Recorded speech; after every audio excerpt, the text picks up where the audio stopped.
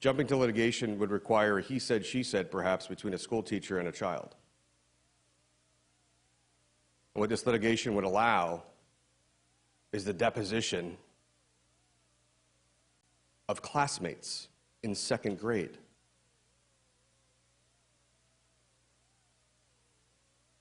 There is no good faith baked into this bill about which remedy or recourse a parent seeks to have. There was talk yesterday that kids or people or those advocating against this bill are seeking or trying to attain some type of celebrity. The celebrity will be to the base that thinks this is actually an issue and will appear in media outlets to talk about their struggle, which is unfounded. If I was driving in a car with any one of you and you were flipping through the radio stations and you arrived at a song and you're like, ooh, I love this song, and I started crying because it triggered an emotion of some pain, of some episode or event in my life, I would expect all of you to have the common courtesy to change the radio station. And yet we have a member of our body who was never asked, who was never warned, who was never given a heads up. The strongest force of my childhood was realizing how lucky I was to have a father and never wanting to disappoint him. Big guy, 6'1", 250. Even up to his 80th birthday, he could still take me. And when he would get angry, I'd get a smack. But that passed. Disappointing him was awful. And working so hard to make him proud of me was the greatest force. And it was beautiful to see members from both sides consoling Senator Jones yesterday. But none of that amounts to the craving of acceptance and approval one seeks from their father.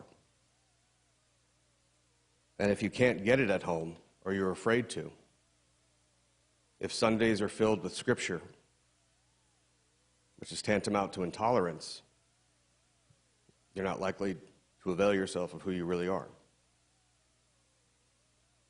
But Senator Jones, any father in their right mind should be proud to have you as a son.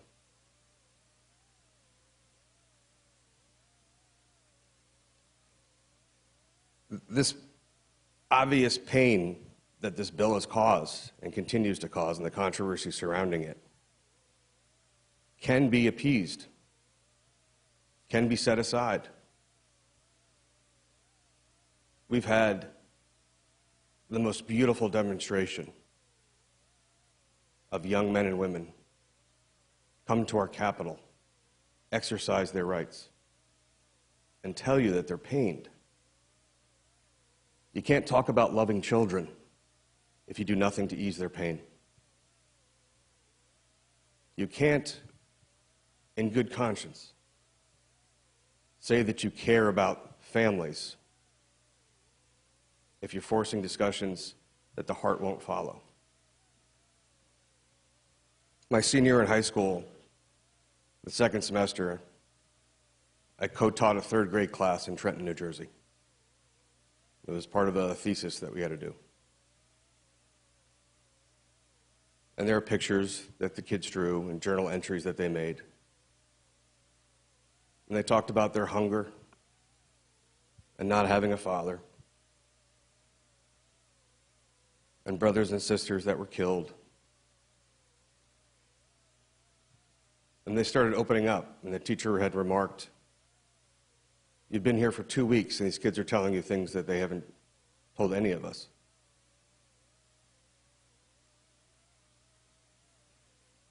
You know, there's no duty in Florida to assist. I actually had a bill a couple years ago to try to install and instill a duty on Floridians to help one another, especially when they're in times of suffering.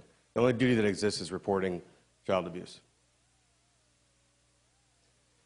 Commensurate with no duty to assist, there is no duty upon any of you to try to instill and make us ingest your beliefs. We are all endowed by our Creator, if you believe, certain inalienable rights. You do not get a better seat in heaven by making me more Christian.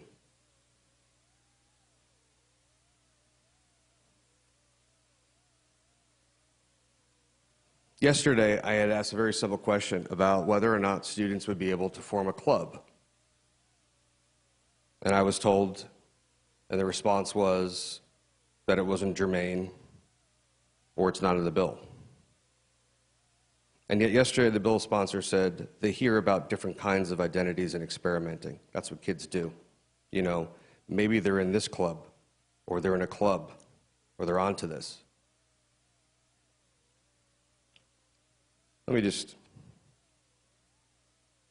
remind all of us, we're in the Senate. We're not in Sunday school. We make laws here, not conversations. And in my prior profession, if you spoke without knowing the facts, if you refused the very simple and decent command to elicit one's position, if you couldn't make your own case, and if you couldn't define simple terms, your case was dismissed.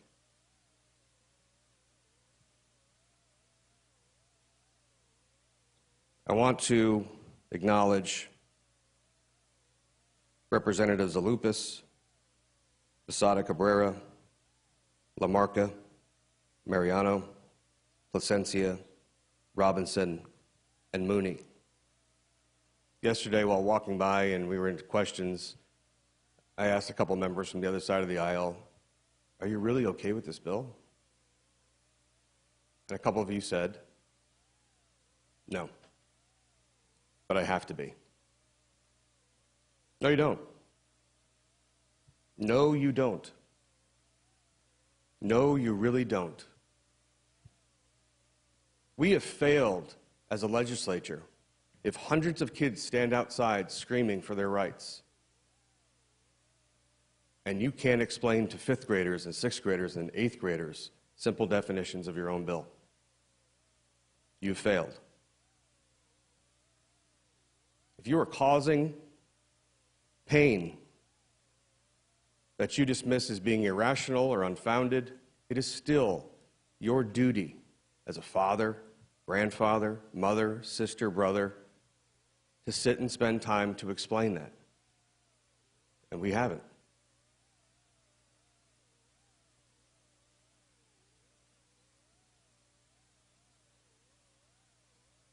I want to go back to the terms, for those of you who are ready for the pop quiz, of invidious discrimination. After I finished the question period yesterday, and the legal and educational dream team took their seats, I think the guard was let down a little bit.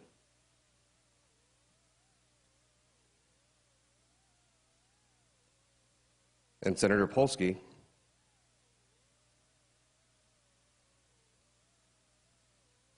asked a very simple question. Senator Polsky said, "I think this is the crux of the question that everyone's been trying to ask all day. I think I may have a way to get to an answer. There are a lot of mature subjects that should not be discussed in K through third grade. Senator Diaz has mentioned suicide, potential suicide of a parent, and how that would be addressed. Of course, that should not be discussed. So why is that not prohibited? Why is drug use not discussion and not prohibited? The issue is, why is gender identity and sexual orientation specifically prohibited when there are so many other very difficult, mature subjects that are not exempted in this law or this bill?" And for at the very least, if nothing else, Mr. President, for posterity, but really to lay a record, I would submit that the bill sponsors answer, the reason it's an endless list of things that you could list as far as challenges young people. We are in a trending posture right now, where I mean, my son's a psychiatrist. Why is everybody now all about coming out when you're in school? And there really is a dynamic of concern of how much of this are genuine type of experiences and how many of them are just kids trying on different kinds of things. They hear about different kinds of identities and experimenting. That's what kids do. You know, maybe they're in this club or they're in that club.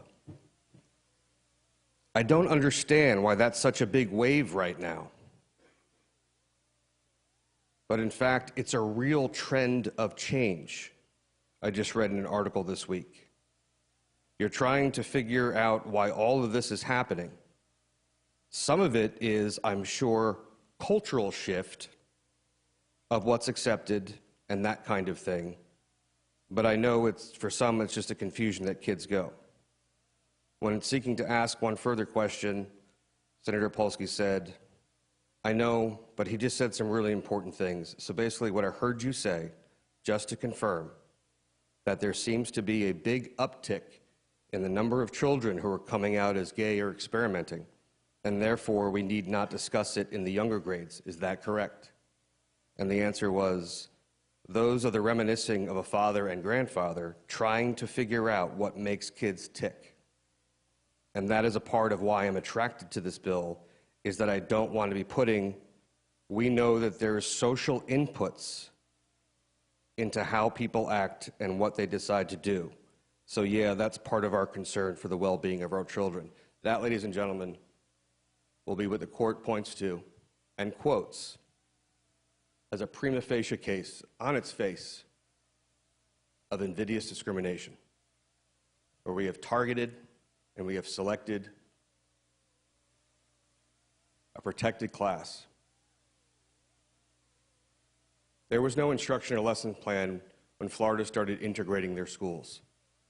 The county with which the state capital sits didn't start integrating until 1962. Was it untoward or unsavory for a teacher to address that in class? No. Again, for the representatives in the Florida House from the Republican Party who voted no because their conscience and their sense of equality and fairness far exceeded the pressure from their own party to toe the line. We talk about the collegiality of this body. And we do so, I think, with pleasantries and platitudes, and we don't really always mean it. My friend Senator Jones will follow behind me in debate, but I will tell you what he's too much of a gentleman to say. This is personal. When we come back here next session, there'll be another senator here, Janelle Perez, whose beautiful baby last night was born Celeste. This is very, very, very personal. And it's insensitive and indelicate to be kind, to have a bill that you know pushes and triggers and creates this kind of response with no consideration or respect for the process, to simply define terms when asked. And if you don't know them, well, maybe it's an issue of capacity. And if you do know them and won't say them, then it's certainly a lack of compassion. I know our friends on the other side of the aisle, there are a few of you who don't like this bill, find it to be either unnecessary, hateful, and you're right.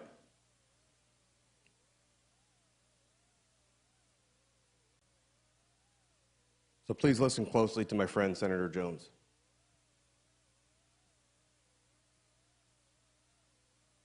And if he should try to enjoy and taste a little bit of that fatherhood,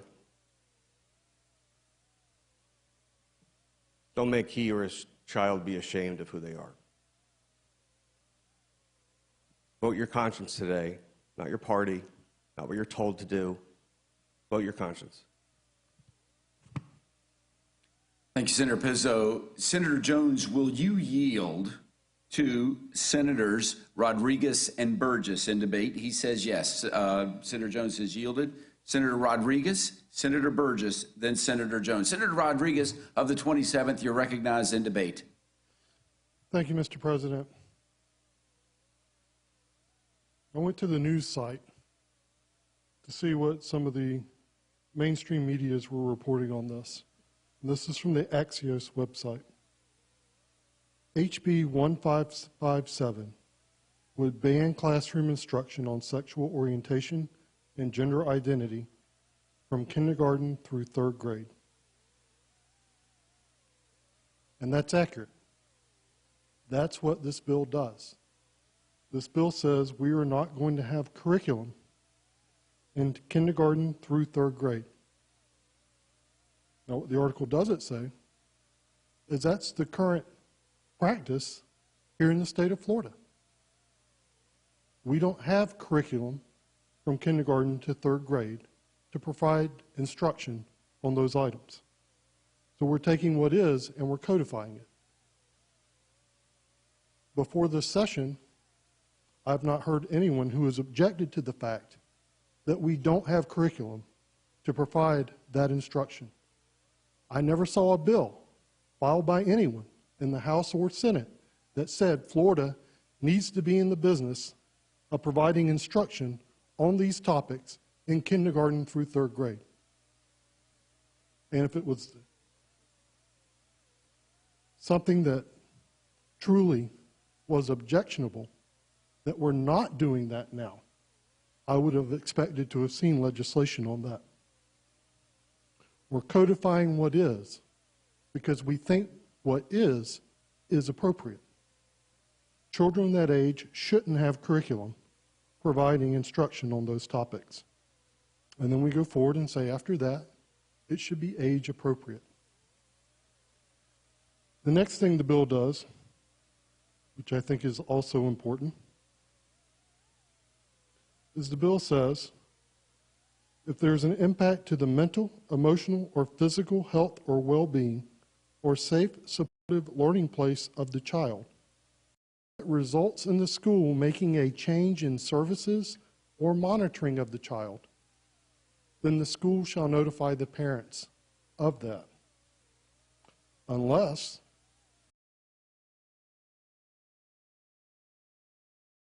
it is to be withheld, which is also current practice. You look at the legislative findings in the Parental Bill of Rights that we passed last year. In the findings, it says the legislature further finds it is necessary to establish a consistent mechanism for parents to be notified of information relating to the health and well-being of their minor children. That's what this bill does on that topic. This is good policy. And when I look at a proposed bill, when I look at legislation, the prism that I look at it through is the policy. What will this do if we pass it?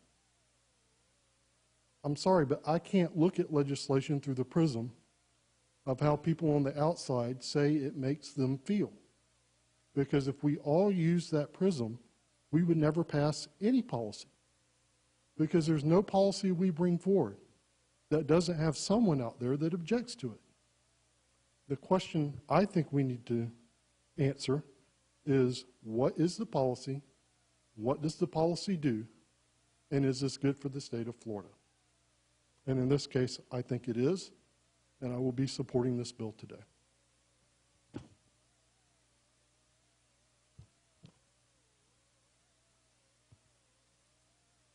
We're in debate. Burgess, Jones, Diaz-Baxley to close. Senator Burgess in debate. Thank you very much, Mr. President. And I rise in support of this legislation. And I think first and foremost what I want to say is something to our dear friend, Senator Jones. I love you, and I am so proud of you, and I'm so proud of our friendship. And I know I speak for every single person in this room when I say that we are so proud of you and your service to this state and who you are as a person and the strength and the courage that you have. And I can only imagine how proud your parents are of you. But many in this chamber are raising young kids, and some of them are here a lot in this process. And my oldest is 8, and I'm thinking of her today.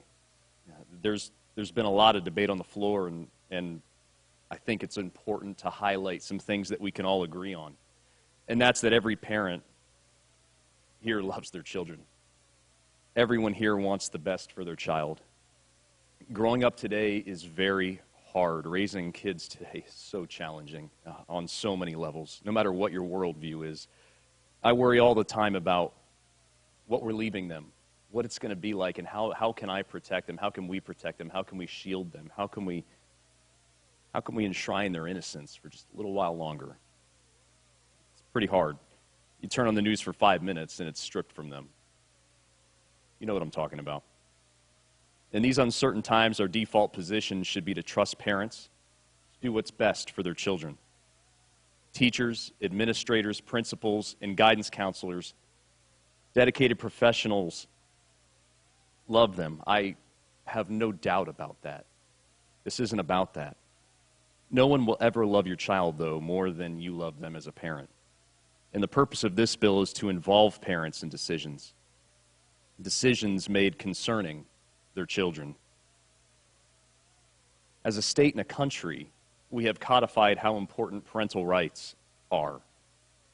It is, in fact, perhaps the oldest of the recognized fundamental liberties protected by the Due Process Clause of the 14th Amendment. Wisconsin v. Yoder says the primary role of the parents is the upbringing of their children, and it is now established beyond debate as an enduring American tradition. Santosky v. Kramer, the fundamental liberty interest of natural parents in the care, custody, and management of their child does not evaporate simply because they have not been model parents. Members, this bill follows these precedents. This bill says, parents, your right to raise your children does not end when they walk into a classroom. This bill recognizes that parents are not the enemy. Let's talk about what this bill does substantively.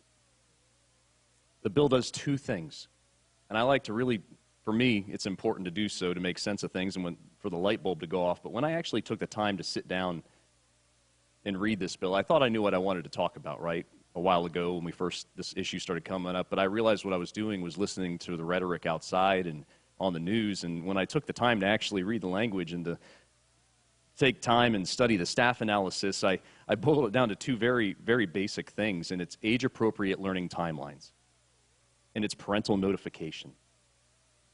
And there's an exception for abuse, abandonment, and neglect. There will be harm to the child through notification, there's an exception to that. And I would hope that these ideas, there would be broad support on these concepts. And I believe that there is on foundational principle. I do. The portion of this bill that we've discussed the most and has given us a lot of heat, but not as much light, and that's the part that's been incredibly stigmatized. And I believe that it's our job as legislators to correct the record and to act on legislation and not the rhetoric. What we hear a lot about this bill is what I call, and I'll throw another legal term out there, it's an argumentum ad absurdum. It's taking an argument to its most extreme position, arguing what one thinks the bill does versus what it actually does. And this is sad, a local reporter on a TV, I just saw this the other day, said, what does this bill actually do? And then walked through it. And it's sad because that was so refreshing. I'm sitting there watching it, it's like, why is that the exception to the rule in reporting sometimes these days? it identified what, and we can disagree on the merits of legislation, and that's great, and that's what we're here to do. But to have somebody actually take the time to try to instruct and inform others of what's actually here, that was impressive. And I wish that happened more often. Because the portion of the bill simply says that there should be an age limit on certain discussions. It's not a new concept, nor is it radical or new. Do we teach Macbeth or Romeo and Juliet to kindergartners? We don't. And it isn't because we're opposed to Shakespeare. It's because we recognize that there are certain topics that are not appropriate for a child that's 10 years or younger. Do we try to teach algebra or trigonometry to a 6-year-old? No, because they're too young to comprehend the higher level math. Heck, I'm still struggling comprehending that. Whether a child is gay or straight, 5 or 6 years old, should not be discussing sexual orientation. As a 6-year-old, I, along with many of my colleagues, probably thought girls still had cute cooties. And as a third grader or a kindergartner, if you ask one of them where a baby comes from, they're probably going to tell you it's the stork. And that's okay. There's nothing wrong with letting children hold on to their innocence for just a few more years, because once it's gone forever. It's okay to let a little boy want to be Captain America and a little girl wanting to be Rapunzel. It's okay for children to be children for just a little while longer. Kindergartners should be learning their numbers and letters. They should be playing together. Those are the conversations we should be having. Sex ed starts in the 4th grade at basic level. That is when we have decided that children are old enough to start having these conversations as a state. This bill does nothing more than codify that. Surely it isn't unreasonable for those topics to wait until then. And why? We were asked why. This did come up, and I think it is important to always put context to something and why. There are many other issues we could be discussing, we could be identifying, we could be ensuring or not happening within classrooms, and I'm happy to start having those discussions down the road. But what we have is a bill before us today. And why? There is a reality, and there is an effort to inject these types of discussions into younger and younger age groups. As a parent of 3 young children, my wife and I see it every week, if not nearly every day. It's happening. Tell me it's not. It's our job as a parent, and the appropriate means and method of an instruction timeline at such a young age is ours to decide, not anybody else's. And the state in its arms cannot and should not take that right away from us as parents. That's it. That's what this is about. Of course, there are times when families are not perfect, and some parents are not good parents, no matter how much we may want it to be otherwise. And that is, I think, an under-discussed part of this bill. There are exceptions for children who would be put in danger. There are exceptions for children who would be faced with abuse, abandonment, and neglect with the topics that we have here. And that has not changed and will never change. And if anyone has concerns about strengthening families, I'll be the first in line to work on you with that issue, I promise you. Members, this is a tough issue, and emotions have been running high. And while I do not agree with the arguments being made by opponents of the bill, I appreciate the passion that everyone has for this issue. I always do. They want and believe what is best for their children, and I know that to be true. But those of us who are supporting this bill also want what we believe is best for our children. We want that opportunity and right as well. There is no hidden motive here, and there is no secret agenda, and that's why I feel comfortable voting for this bill. I don't believe anybody on this floor has bad intentions or wants to do something that makes life more difficult for any child. If I thought that this bill targeted a particular group of students, I'd press the red button. I'm voting in favor of this bill because I believe in our parents.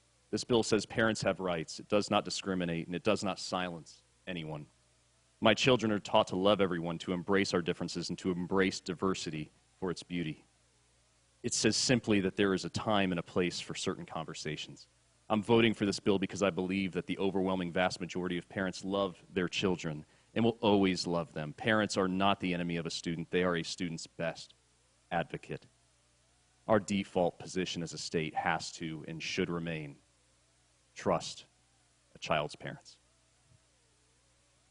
Thank you, Senator Burgess. The Senator of the 35th, Senator Jones, you're recognized in debate. Thank you so much, Mr. President, and to all the members who have debated and for those who have not debated. Thank you so much for yesterday and even today with your words that you have that you said, speaking towards your values and who you are and what you believe in. I do want to make sure I give a shout out to the teachers who are here from all across the state of Florida, who are here and who are in the classroom every day. Just know that we see you and we appreciate you. Parents, there's a scripture that I'm sure many of you know. It says, train up a child in a way that they should go, so when they are old, they will not depart from it. But there's another part of it. It says that even if they stray, they'll come back. My dad and my mom always share that scripture with us. So even back in the Bible days, they had given parents the rights, just like it's in the Constitution today, U.S. Constitution and within the Florida Constitution. Senator Baxley said yesterday, it's an endless list of things that you could list as far as challenges to young people. We are in a trending posture right now where, my son is a psychiatrist. And I said, why is everybody now all about coming out when you're in school? Later in the debate, Senator Baxley said, some of this is just the confusion that kids are going through. So let's be clear.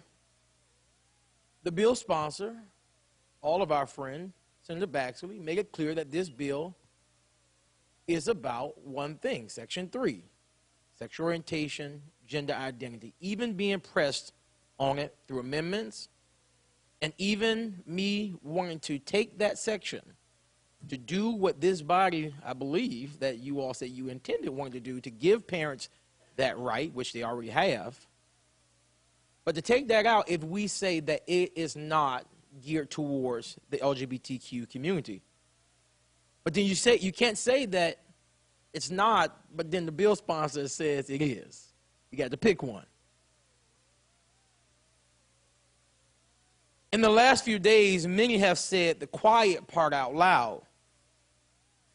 Somebody said that supporters of this bill are groomers. The bill sponsor says schools are socially engineering children. The president of the Florida Family Policy Council called this the Don't Turn My Son Into a Daughter bill. And then someone else says that children are confused. And so, members, the reason why I was pressing so hard with Senator Diaz yesterday on the policy is that because it's true, we in this body quite often we deal with a lot of emotional legislation, feel-good legislation, whether it's Alzheimer's disease, whether it's for children with disabilities. We deal with these all the time. And I'm sure you all you heard the children yesterday. Some of them are still in the gallery right now. Why would so many LGBTQ youth, parents, and allies be here if the nuances of this bill was not what it is and where individuals feel attacked on it? Members, the reason we can ask about the policy, and we can, Senator Burgess just made mention of it as it pertains to the policy within this bill and why the bill is needed. But it was just said that by Senator Rodriguez that there is no curriculum for K through third grade. And so if that's in sex education, so if that's the case, then what are we doing right now? Why is this even necessary? If it's not being taught, and I would love the bill sponsor to talk to us about it, why is this needed if it's not being taught? I can tell you now, I shared it yesterday, that my mom runs a school with children in grades K through 3, and I can tell you right now, there is no children being taught sex education in Blaniva Jones's school. None. It's just not happening. And I can guarantee you the same thing goes for K through 3 across the state of Florida. As a matter of fact, across the country. So let's tell the truth in this chambers. Because behind the scenes, Senator Pizzo said it, many of you have made it clear that you do not like this bill and you do not know why we have to do this today. And many of you have made it clear that you have to. The truth is you don't. But you have to live with that, not me. Remember, parents already have rights. So we have to stop couching this as parental rights. What we're doing right now, this is a guise for people who do not understand the process. So when you all walk out this door, you will have something in your hand to say, we have given you your rights back. Rights that was never taken away from them. So let's be honest. And so I'm blessed to call many of you my friends. And many of you know that we disagree on policy. But we can't use the word but when you're trying to make a statement of love and support. It's not, Chevron, I love Jen, but. No, I love Jen, period. Or, God, it's not God is love, but. It is God is love, period. So I urge my colleagues to look at this, and me, and those children, not as hypotheticals, but looking at myself and others as real life stories that's standing in front of you. And hear me what I'm about to tell you. For those who have small children, there is nothing that you can do inside this room that you can protect your children outside of your care. You want to talk to my parents and talk to other parents? Please do. But I ask all of you with small children, what are you going to do when they come running to you to tell you, Mom and Dad, this is who I am? And you are going to have to live with the fact that I voted for something in 2022 to try to protect you. As elected officials, we have a responsibility to improve people's daily lives, to move the ball forward, that I believe all of us are trying to move into a place where we want to go. But the question is, either the ball is moving uphill or the ball is moving stagnated. Where are you with the pushing of this ball that we're speaking of? What I will say to all of you as you prepare for this victory lap in the name of parental rights, just know that this is no victory lap. It's not a victory lap at all, as a matter of fact. I believe this will be another stain on the history of Florida. Whether you disagree with the messaging or not when it comes to people calling it the Don't Say Gay bill, or you can put whatever title behind it all you want, it hurts people. And when you see that, or when you saw that in the beginning, the question then becomes, did you even think of the fact to pull back and say, let's reconsider how we're doing this? I looked and saw how Representative Fentress Driscoll was heckled in committee for sharing a story about a gay family member from members from the Christian Family Coalition. Now, I'm a Christian. And there's nothing that anybody in this room or who might be watching this can tell you could take my Christianity away from me. Because I told you all yesterday that God is all I have, and that's a true statement.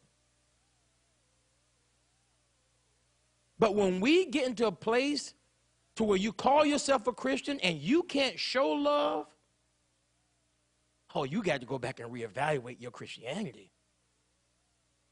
Because I know I do self-evaluation every morning when I meditate and pray for every last one of you that sit here and for those who sit inside the gallery, because that's what we're called to do.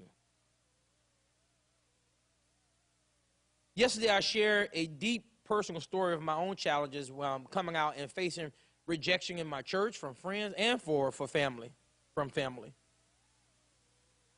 And I think that's the last thing that anybody in here would want to do to any individual, whether it's a family member or whether it's just a friend. But there's a plot twist to the story that I told you all yesterday about my parents and my dad's disappointment. Yesterday, my dad called me on my way home. He kept calling me. I texted him and told him I'm on the floor. He asked me why I'm on the floor. I'm like, the floor of the Senate chambers.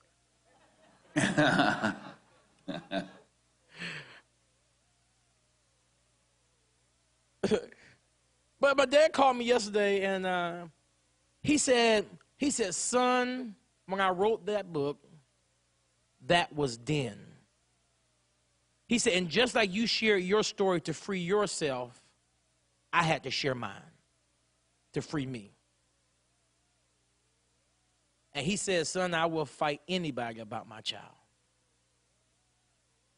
And just like all of you in here, I know you'll do the same thing for your children. So enough of that, enough about the policy, because I've been in this process long enough and I know where this bill will end up going. So I want to speak to a few people who will hear me. I want to speak to the boy or girl, the trans boy or the trans girl.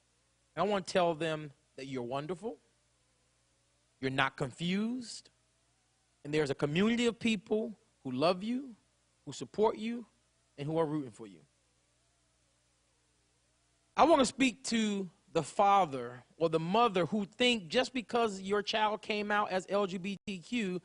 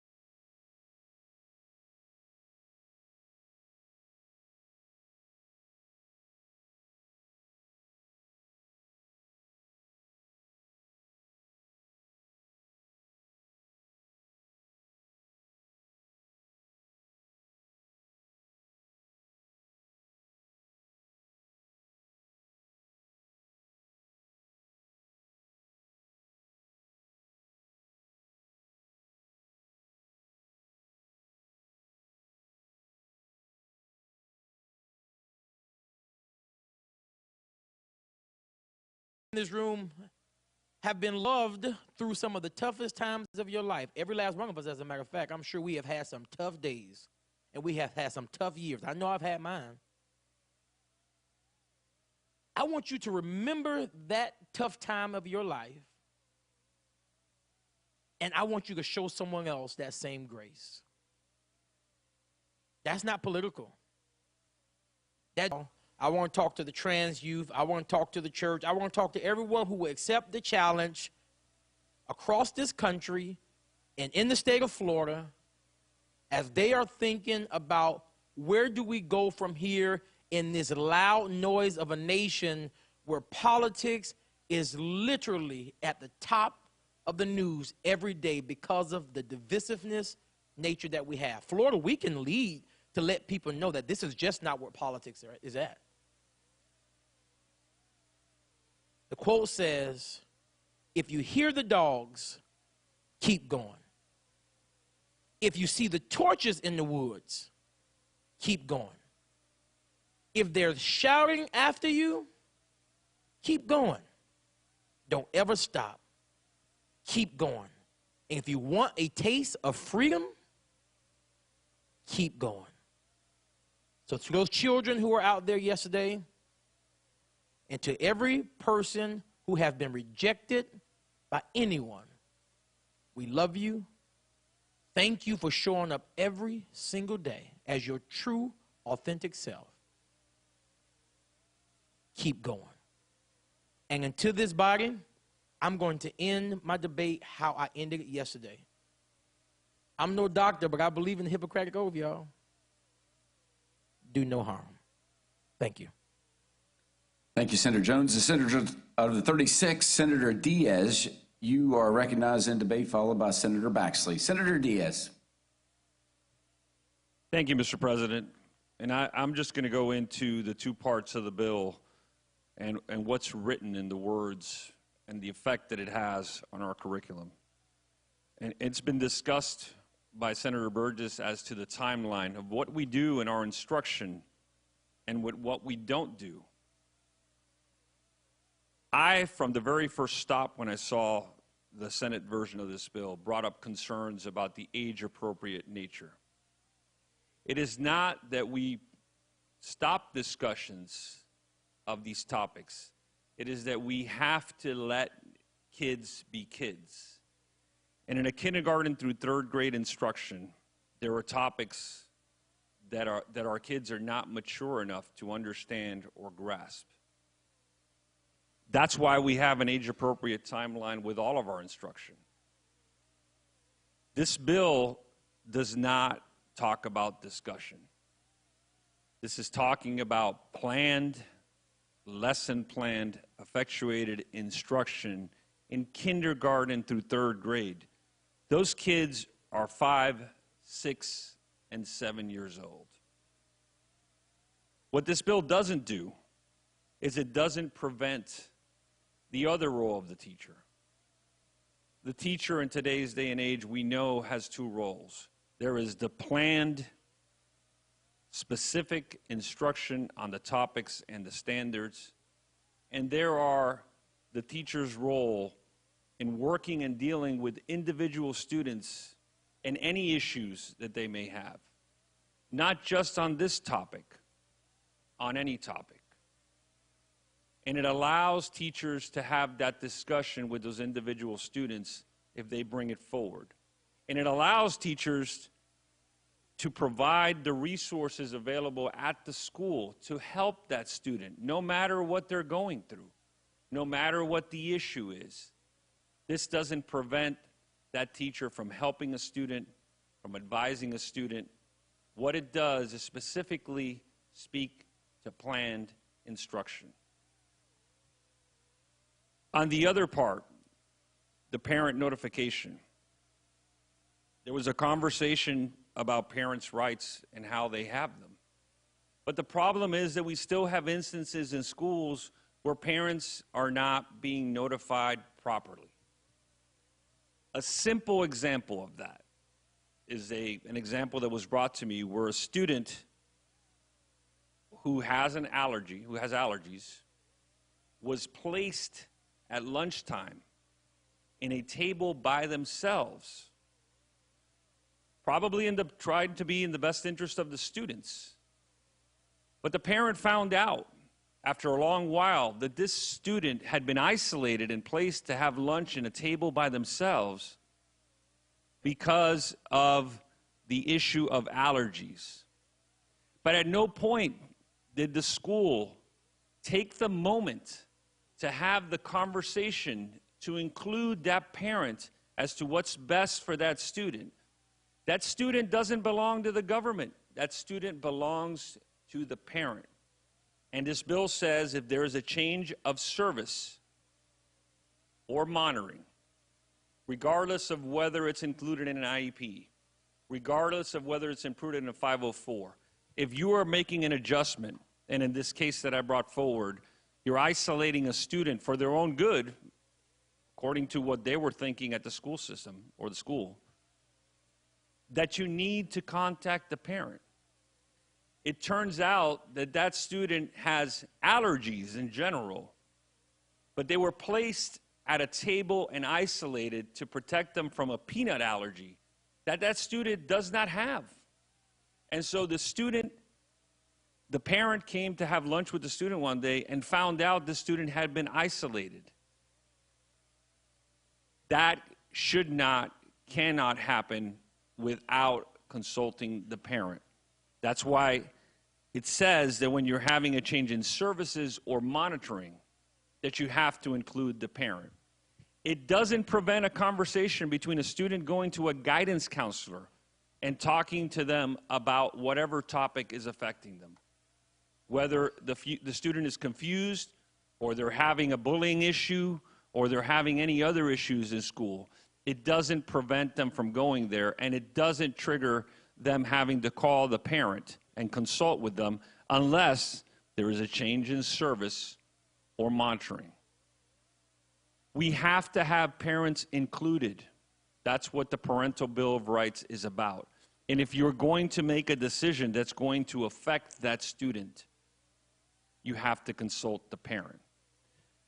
But it clearly states that if the professionals at the school that we confide in, that we value their professional opinion, that this change or this conversation, calling the parent, may result in abuse, abandonment, or neglect, then they have to follow the proper procedures. This bill is about age-appropriate instruction. This bill is about consulting with parents when you have an effect on the daily life of their child. That's what's in the bill. So I ask you to support this bill today on what's written in the bill, not the rhetoric. Thank you. Thanks, Senator Diaz. Leader Mayfield in debate, then Senator Baxley to close. Leader of the 17th, Leader Mayfield in debate. Thank you, Mr. President. And, you know, I wasn't going to debate this, but there's been so much talk, and this is going to be really quick, of division. There is division. And there is division between the parents and the school districts, where the school districts are not informing the parents of changes that are being made in their child's life. There is disrespect, and that disrespect is the disrespect that the school districts have with parents, and the fact that that parent is the one that should be parenting the child on issues that they think is the most important. And it is personal. It is personal to every parent that has been out here that calls my office because they cannot get any response from school districts and concerns that they have on what is being taught to their child, what material they are getting from the library that is not age appropriate at all. So members, this is very personal, and I do believe that everyone is going to vote their conscience on how they feel about this, because I can tell you, nothing will make me madder than if my child comes home from school and tells me that something happened at school and I was not being made aware of, whether it's being bullied or whether it's that they set them aside because they assumed something was happening and not advise a parent. That's our responsibility to raise our child. And I believe every parent loves their child no matter what. I know I do. It doesn't matter. And Senator Jones, your parents love you the way you are, just like God loves you the way that you are. Every person in this chamber is loved by their parent, just like God loves you. And if you don't believe that, then you do. We want to make sure that you know. Members, this has been a long debate. It's been a long debate. And I know a lot of members are doing other things in the back, but I think it is time, Mr. President, that we have a call for a quorum to make sure everyone's in here that can hear Senator Baxley's closing on this very important bill. Madam Secretary, the absence of a quorum is suggested by the leader. Quorum call, quorum call. All senators indicate your presence. Please, all senators indicate your presence.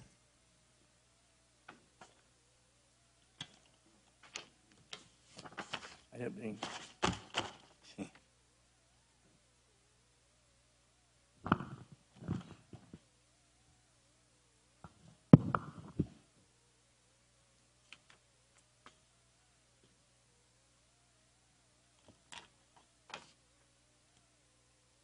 Quorum call, quorum call. All senators indicate your presence. Please, all senators indicate your presence.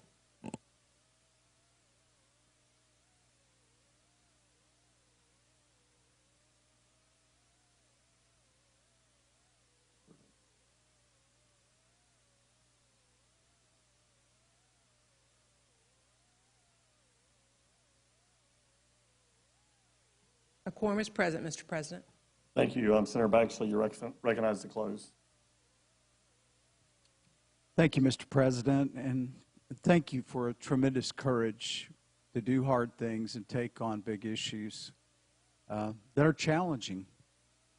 And I've learned a lot. This has not been an easy bill for me, believe me. One thing I learned is Senator Jones and I have been under some good preaching. We're both raised as pastors' kids, and we've heard many of these things, and it's shown in the passion of your delivery, and it's shown in the substance of what you really got from your parents and from God. We're not that far apart. We all are challenged by the times we live. And I have a special heart for parents right now, because my kids are raising grandkids. And I see the challenge they're up against in a world where so many different images are flashing before them. And so many challenges are before them about how to get their education. So it's important that we have this difficult discussion of how we fit these pieces of life together.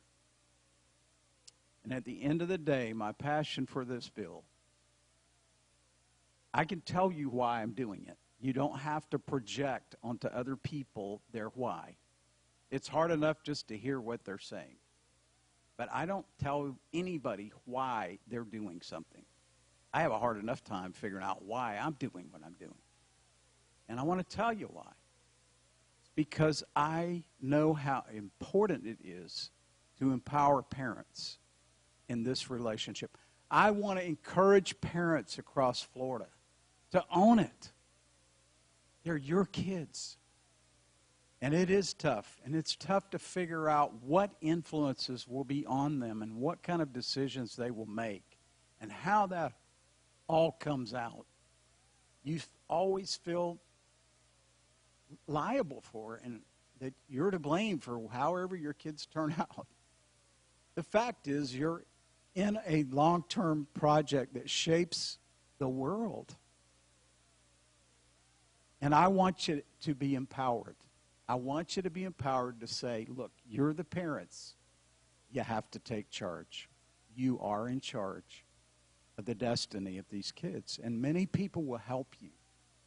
Many wonderful teachers, people that have devoted their life to other kids, my grandkids, to help them be all that they can be. And there's some tough wrong roads, and that's why we're so cautious about who our kids are with and what they're doing and what they're talking about and what they're learning. I want every one of them to get those basic skills that however they turn out, they can prosper and survive and build a great future. Just join me on that. Can we just join on that that's important? And that's what I'm asking you for. Just vote to empower parents and encourage them to take responsibility and to be partners with these teachers. Every winning educational project has been when you can pair up parental involvement with a great teaching staff. And when that connection gets made, kids do well and build great lives. That's my passion. I'm old. I'll be 70 this summer. I look at these kids. They're our hope. They're our future. And yet they're growing in very confusing times of what things mean. So whether we agree or not on all those pathways, let's agree to help them get there and build that future for Florida and America. Thank you. The Secretary will unlock the board and senators will proceed to vote.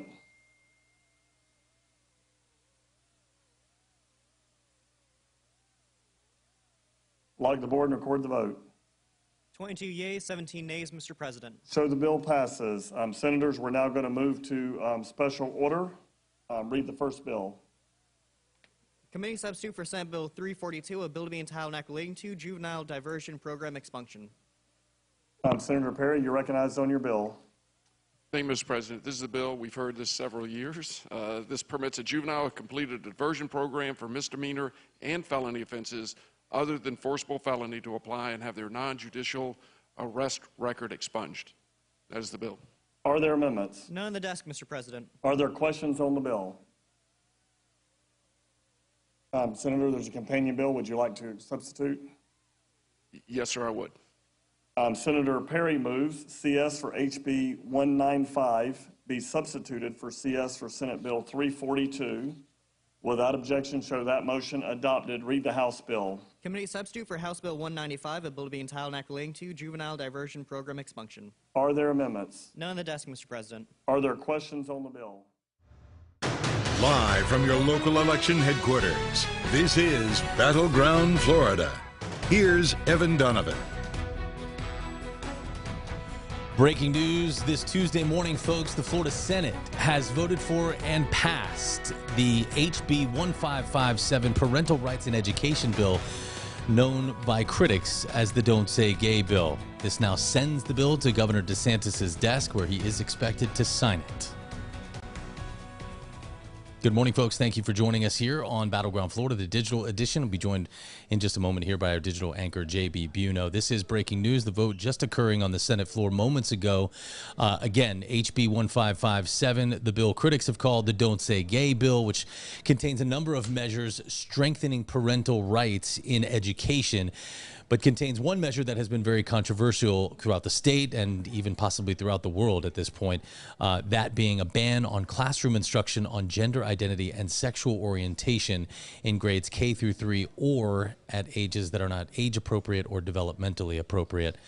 We're going to break down what happened today and last night here in the Florida Senate, and we're going to hear from you. We'd love to hear your comments, hashtag HeyEvan or hashtag HeyJB when he pops up. There he is right there. We'd love to know what you are saying about the bill, so please let us know your comments. Do you support it? Do you not? And what you think about it. JB, obviously, you're looking at the center of your screen here. A lot of the protests that have been taking place across the state of Florida. Student walkouts have been going on throughout the entirety of this bill's legislative process, but particularly in the past week or two. Yeah, controversial bill, and of course a lot of conversation occurring on your Twitter page, Evan. Of course, follow Evan at Evan Donovan on Twitter. I'm just trying to figure out exactly okay, so it was a 22-17 vote. Yeah, and I was just pulling it up right here to see. I believe it's Jeff Brandis and Jen Bradley. Bradley, I believe it was Bradley also voting no on the Republican side, but I want to make sure that that's accurate. Just getting the vote, folks, for those of you just joining us, the vote was less than 10 seconds. It was that brief. It was at the beginning of this live stream. If you're joining us on Facebook, you can also scroll back a little bit on YouTube if you're watching us on the WFLA YouTube page. Yeah, the breakdown in the Florida Senate, there are 40 senators. One of the seats is open due to a voter fraud issue by Republicans in South Florida that happened in the last election. So 39 total senators who are seated right now. The breakdown is 24 Republicans to 15 Democrats. So obviously Republicans have quite the majority and are able to pass this bill without any issue. The vote, though, was 22-17, we believe. We knew, we expected, I should say, that Florida Senator Jeff Brandis of St. Petersburg was going to vote against the bill. He'd introduced a number of amendments to try to broaden the language, saying that this bill was about intent versus impact. He wanted to make sure that it wasn't targeting the LGBTQ community, but all attempts to broaden the bill's language out not to target that community all failed. That is true in both the House and the Senate, and so the bill has now passed as is. I want to read you what the controversial segment of the bill says. Again, it gives parents a number of different rights about when school districts must notify them, how soon they should resolve their issues, gives them power to escalate concerns to the Florida Education Commissioner, and if they're not resolved within a certain period of time, they can sue school districts. It also gives them more power to make sure they can see their students' records, that they have control over what student health services are being offered by schools, to make sure that they sign off on any school health questionnaires or well-being forms that are conducted in the school. It's this passage, however, in the middle of the bill that has become the subject of what is now international debate. Quote, classroom instruction by school personnel or third parties on sexual orientation or gender identity may not occur in kindergarten through grade 3 or in a manner that is not age appropriate or developmentally appropriate for students in accordance with state standards. The bill's sponsor said in the House that that obviously applies to more than just K through 3. That's been a bone of contention a little bit. In fact, some of those of you who watched my interaction with the governor yesterday, he tried to make that point, but it's not entirely correct because of that bill language, it expands it and broadens it out more than just K through 3, though that is clearly the focus here. But again, all attempts to narrow that down to just that age group or to broaden out the language so that it wasn't just about gender identity or sexual orientation all failed in both the House and the Senate.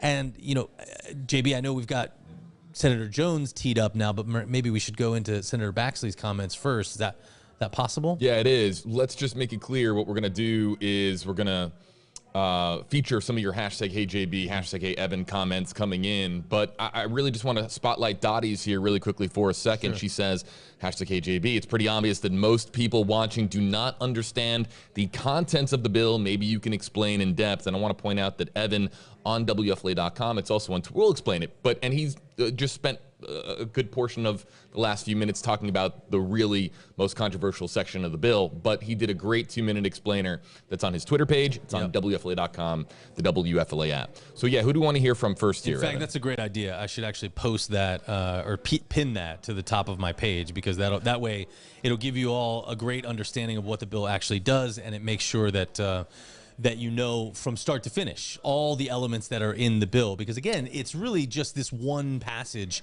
that's controversial. There are some people. I have Senator Baxley queued up, ready to go. Do you want to hear from Senator Baxley? So yes, before we just to kind of get at this, all attempts obviously to broaden out the bill language and make it less targeted towards the LGBTQ community failed, and a number of senators did that, including, as I just mentioned, Republican Senator Jeff Brandes of St. Petersburg.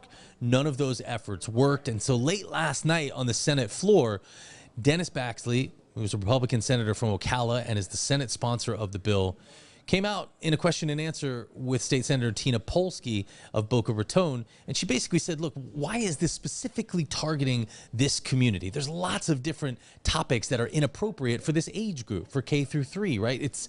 We shouldn't talk about suicides. We shouldn't talk about parental suicides. We shouldn't talk about murder. All these other topics that we shouldn't talk about. Why does this bill single out gender orientation and sexual identity? And so in response to her question, here's what Senator Baxley said. We are in a trending posture right now where, my son's a psychiatrist, and I said, why is everybody now all about coming out when you're in school? And there really is a dynamic of concern of how much of this are genuine type of experiences and how many of them are just kids trying on different kinds of things they hear about and different kinds of identities and experimenting. That's what kids do, maybe they're in this club or they're in that club or they're on to this, and they're trying on all these different identities of life, trying to see where they fit in. And I said, am I crazy or what? All of a sudden we're having all these issues come up about this topic of their sexuality and gender. And I said, I don't understand why that's such a big wave right now. So some comments there, Senator Baxley going on to say that that he felt like there was just this trend, that it was moving forward, that it was causing great concern to a lot of people, and that kids one day felt like they were nobodies, and then the next day they feel like a celebrity after they come out, and that was causing some concern. And we have heard from parents that is something that is causing them concern. We've also heard from a lot of other parents and students that this is something they feel like targets them, and that they can't be their true selves, and that's what's caused this this controversy over the bill, obviously. I also want to play you comments from State Senator Chevron Jones. Chev is from Miami Gardens. He is a Democrat. He's the first openly gay state senator in that chamber. And he spoke last night about his father writing a book. His father's a pastor, Senator Jones, a strong Christian, and talked about how his father wrote a book saying that he was disappointed when he was raising his son, which obviously you must imagine would probably be very difficult for someone who was a pastor. And so he was talking about how that shaped him and how he felt about reading in that book that he had disappointed his father, and how proud he was of the other gay and transgender students who had come out in the past few weeks to oppose this bill, and how courageous they were. Here's what Senator Jones said. And so when I see these kids, I don't think y'all understand how much courage it takes for these children to show up every day. Just imagine living your life for 30 years and you coming to your parents and you're talking about who you are and you're lying to them about who you are. I never wanted to disappoint my dad. And I even told him to watch this today.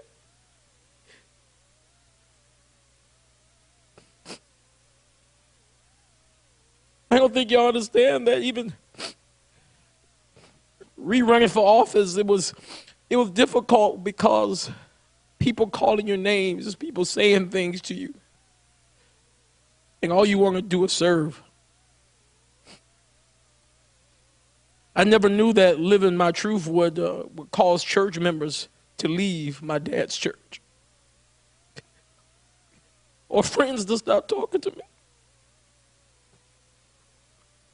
or families to make jokes about who you are. Emotional comments there from State Senator Chevron Jones, Democrat of Miami Garden. That was last night on the Senate floor during question and answer and debate on the amendments, all of which failed. Again, most of those amendments would have broadened out the bill's language to try and eliminate what's perceived as its targeting of the LGBTQ community. There were others that would have defined the terms that were in the bill, since they were never defined and aren't defined in statute. There were others that would have emphasized that sex ed teach the benefits of monogamous marriage versus just heterosexual marriage.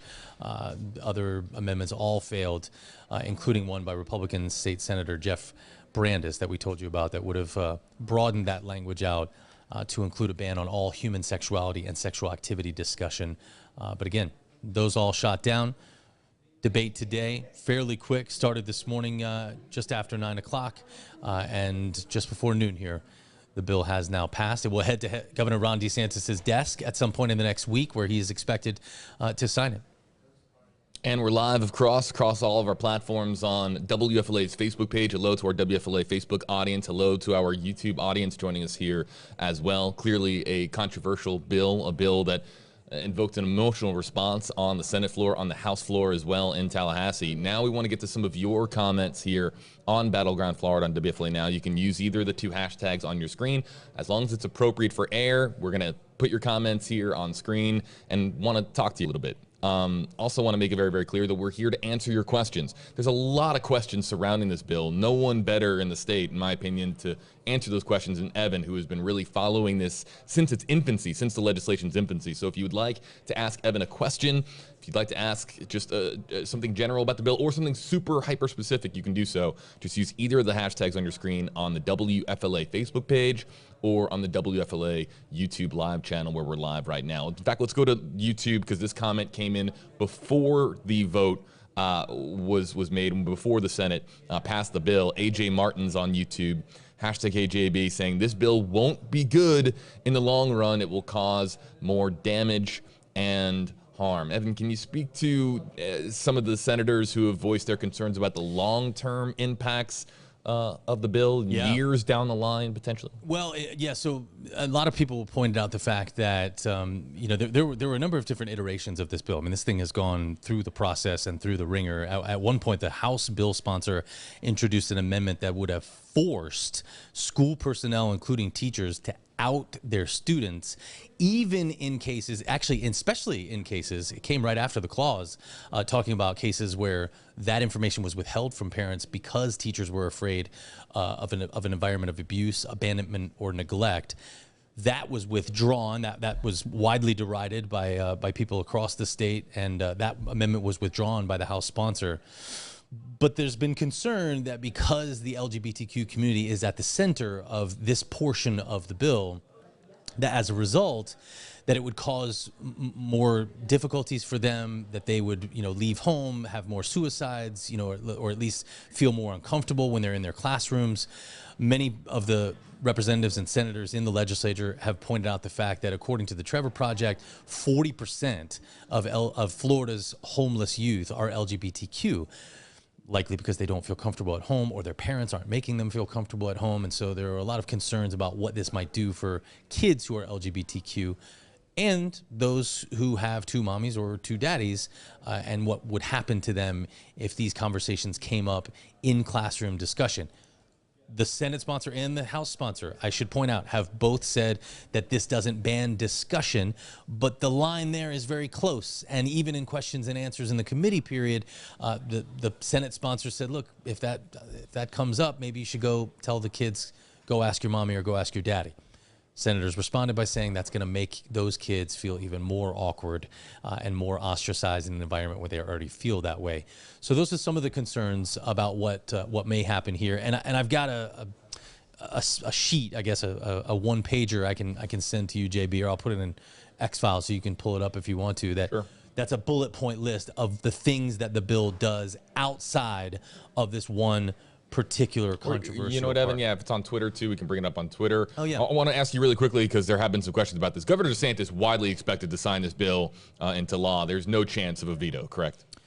The governor is he does what he wants to do. It doesn't seem like he's going to. He hasn't made any comments or any indication yet that says he didn't like the bill. There was some question about his comments yesterday that maybe he hasn't read the bill fully because, again, as I mentioned, he was saying that it only applies to K through 3, and of course the language shows that it applies to more than just that. So, but I think he will always say. He sometimes says, I should say, that he hasn't had a chance to review the legislation. He will do that in detail. I'm not sure if he's read this bill yesterday. I tried to ask him that, but obviously they interrupted my question in the middle. So, we'll find out. But it doesn't seem like there's any indication that he won't sign it. We have a lot of questions coming in. I want to let our commenters know you're in the queue. If you've used hashtag HeyJB or hashtag HeyEvan in the last few minutes, wanting to get your question or your comment featured, you're in the queue. We're going to start to throw up a lot of them as quickly as we can. If we can, you ready to go kind of rapid fire through some of these, Evan? Yep. Lynn saying, hashtag JB, this is cruel and will only cause more harm to gay students. Laura Shockley, hashtag Hey Evan. Not sure when this comment came in, but it might be in response to something you were talking about, but what are people really afraid of? Do you want to speak to this we've real seen quickly? a lot of comments about like this, and this is it's a great point, a great opportunity to talk about what I think we just mentioned a couple of them. So we may have already answered Laura's questions. Again, Laura, just to address that, I think some of the LGBTQ advocates are concerned that this bill will make LGBTQ kids feel targeted. It will make them feel uncomfortable in their classrooms. If these conversations come up, as a question came up multiple times in committee, what if a kid says, hey, Mrs. Johnson, why does Billy have two mommies or two daddies?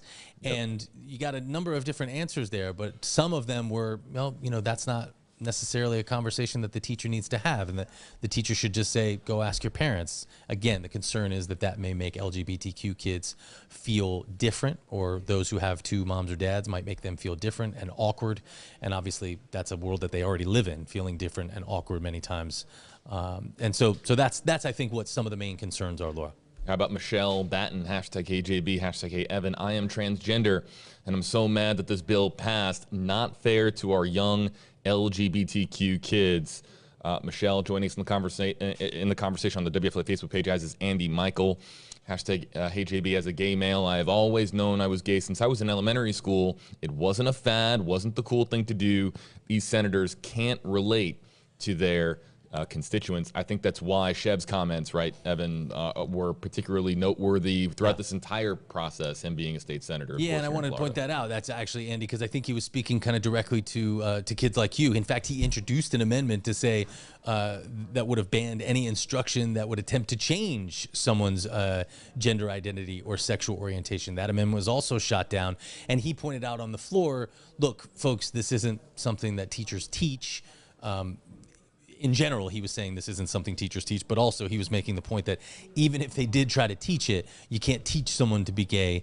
They're just gay. And that was sort of his point on the floor there. Cinder Goldsmith, hashtag AJB, what's going on? Just tuned in. Kathy Warren, hashtag AJB, what is the bill about? We've kind of gone over that. If you want to, there's a great explainer by Evan on WFLA.com, the WFLA app. For those joining us and just really needing to kind of backtrack to the origins of this bill, how it came to be, and really what it's going to do pending DeSantis' signature, click on the link.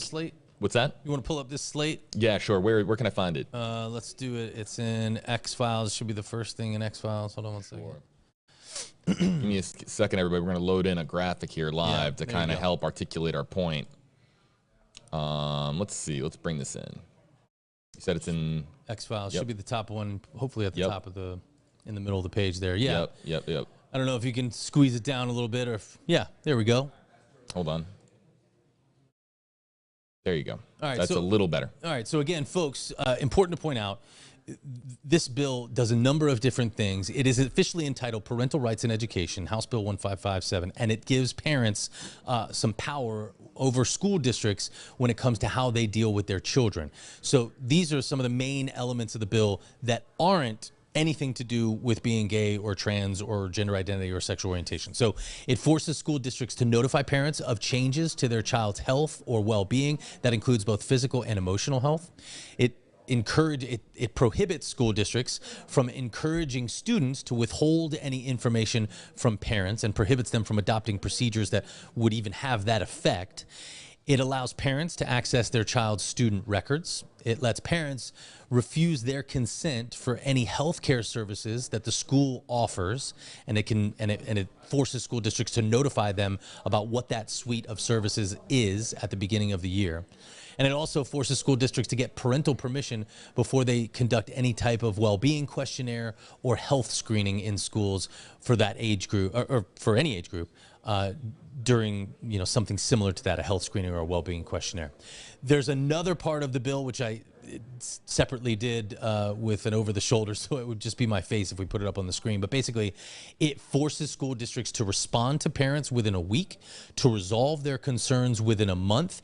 If their concerns are not resolved, they can escalate them to the Florida Education Commissioner, who will then appoint a special magistrate to fix their concerns. And if none of that works, then parents can then sue the school districts. So those are all the things that the bill does outside of this controversial part that LGBTQ advocates say targets their community.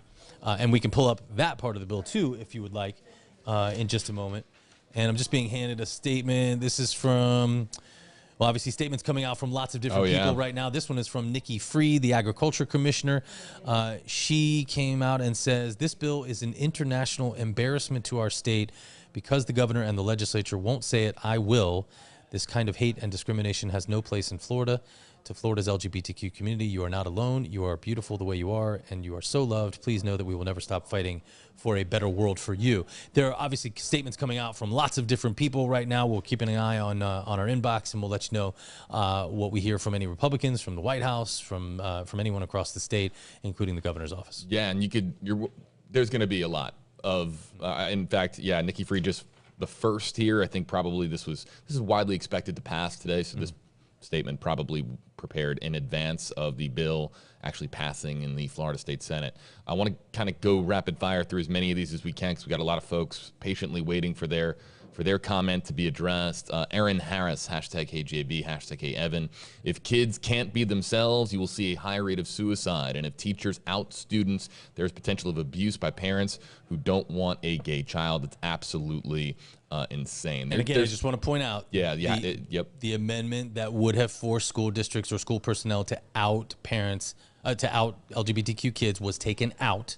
It was withdrawn, that amendment, so that is not part of the bill. There is some nebulous language in there about, as I mentioned, we just went over it, about not adopting any policies that encourage students to withhold information, but there is nothing in there that forces teachers or school personnel to out students anymore. How about this one? But because this is what it was right on cue from Denise, because I was going to bring this up for you to kind of comment on here, Evan. Denise saying, hashtag AJB, is there a clause for mental health issues because of this bill? because mental health is very much part of the conversation when you're talking about young kids who might be gender confused and struggling with the appropriate way to handle having the conversations to. But then I want to bring up the conversation here from Deborah, #HJB. Parents, talk to your kids before a box is opened that your 5-year-old has no clue what is being told to them. I'm not against people being whom they say they are, but this is personal, and there's counseling for this, for those wanting counseling, church, etc. You know what's interesting is this is bringing up, I think, a conversation about what age is correct to talk to kids and what you should be telling them and how you support them and what do you do if your kid is gay and there were a number of different amendments introduced in that regard as well. State Representative Anna Escamani, who's a Democrat from Orlando, she introduced a bill on the House, an amendment on the House floor that said, look, if we want parents to be the ones who are having these conversations exclusively with these students, okay, well, let's give them pamphlets and handouts and let's make it part of the bill that will help educate them on how to talk to their kids about these issues.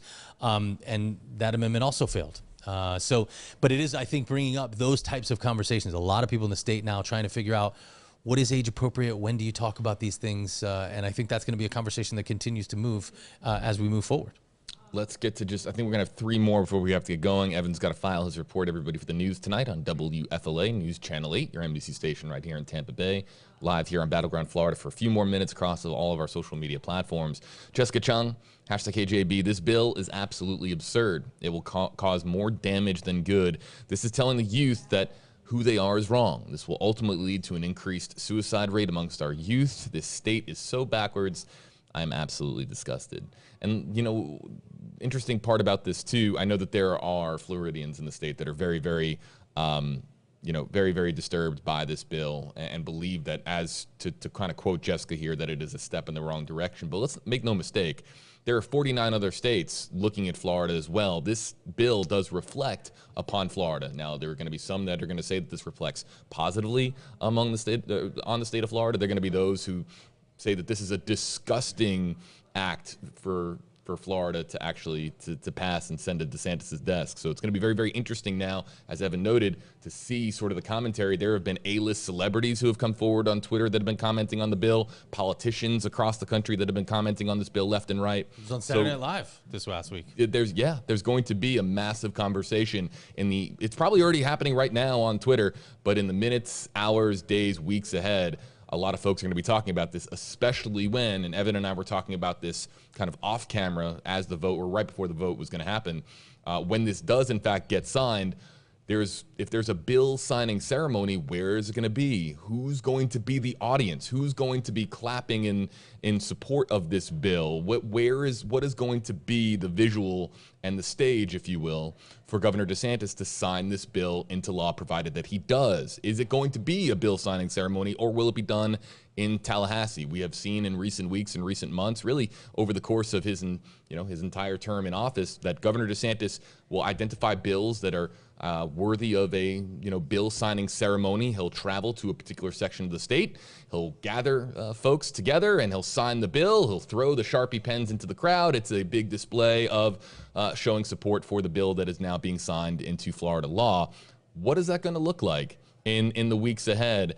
And then the conversation will really take off as far as the response across the country on HB 1557. Let's get to Bobby's comment, #KJB. A question, why only K through 3? Why not all grades? Is it because they want to pound it into young ones because they don't know what is going on? Why kindergarten through 3rd grade, Evan, on this bill? Yeah, so let me take you through the history of the bill. When the bill was introduced, it originally said that it banned classroom instruction on sexual orientation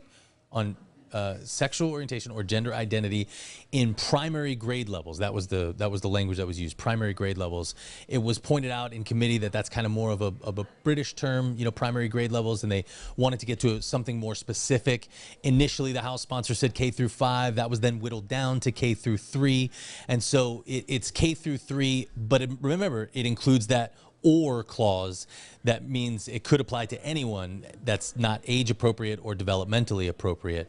And so why only K through 3? Is it because I think the bill sponsor has said it's because they believe that is a very sensitive young age, impressionable age, and they don't believe that that's an age that we should be talking about these things. And there have been a number of amendments that were introduced to sort of broaden that again to not just make it about gender orientation or sexual identity. Sexual orientation or gender identity, that it would also be about, not talking about topics like suicide or abortion or any of these other topics. But again, all of those amendments to broaden out the language beyond just those topics and even include bans on human sexuality or sexual activity, those were all shot down. Evan, you're going to sum this all up tonight as well as far as just the bill passing, as well as the reaction, I'm sure, that's going to start pouring out across the state of Florida, across the country. Your final thoughts before we wrap up here on Battleground Florida. I think it's going to be something to watch. There was one thing that you asked, and a viewer, I think, wrote in and asked that we didn't actually get to, which was what was some of the concern coming out of this after passing it. State Senator Jason Pizzo, who is an attorney, referred to this phrase in law he called invidious discrimination, and believes that this is something that will be challenged in the courts, and that it's Senator Baxley's comments last night talking about the trend of kids coming out in school sort of proves that it is just about the LGBTQ community. He also pointed out the fact that all these other amendments being shot down to broaden the language also sort of proves that it's about that. Whether he's right about that, we don't know, of course, but I'm sure that this will be at least attempted to be challenged in court. There are certainly enough people who are against it that it wouldn't be surprising to see that kind of challenge happen right away.